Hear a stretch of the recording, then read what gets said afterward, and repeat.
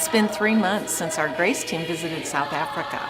We continue getting good reports of God's faithfulness to the ministry partners, Two Tunics and Genesis, that our church is privileged to financially support. Our team of 5 men and 7 women went with great anticipation in October, open to whatever God chose to do through our efforts and resources. We got to enjoy the beauty of God's creation, but knew we were sent for a purpose. Every day, we watched the Lord exceed our expectations and go far beyond our plans. Many times we paused and said, God truly had a better idea. Often we found ourselves way over our heads, but each time we were amazed that God did more than we could ever ask or think.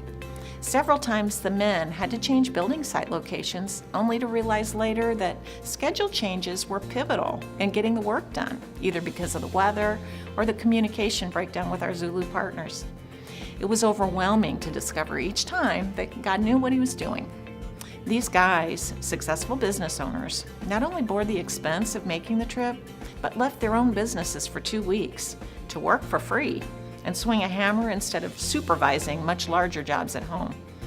They delighted in teaching new skills to eager South African workers, but had even more fun blowing bubbles and wrestling with kids who were starved for male attention.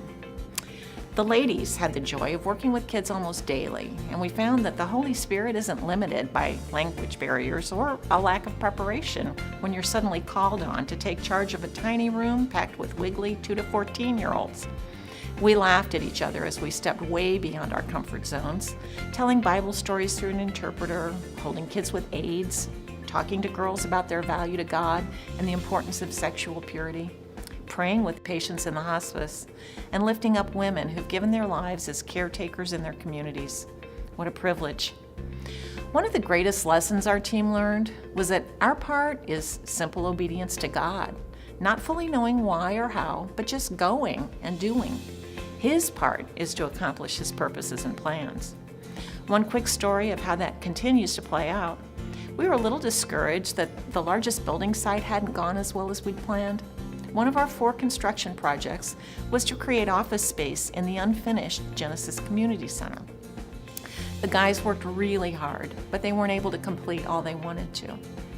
We received word just before Christmas that a local corporation had visited the building a week after we left. When they heard a group of Americans had paid their own way to get there and supplied all the materials for the job, they decided it was time for them to step up to the plate and do something significant in their own community. They made a $250,000 contribution to complete not just our part, but the entire scope of the project. Soon the staff and volunteers at Genesis will have adequate workspace, and Zulu kids will have a safe place for learning and growing in God. A whole community is being reached and transformed. Be encouraged in this new year. Offer God your small part. Obey His promptings to do good to those He puts in your path. Let Him take your weak effort and small part and multiply it. God will accomplish what He chooses, and you'll be blessed by simply obeying Him.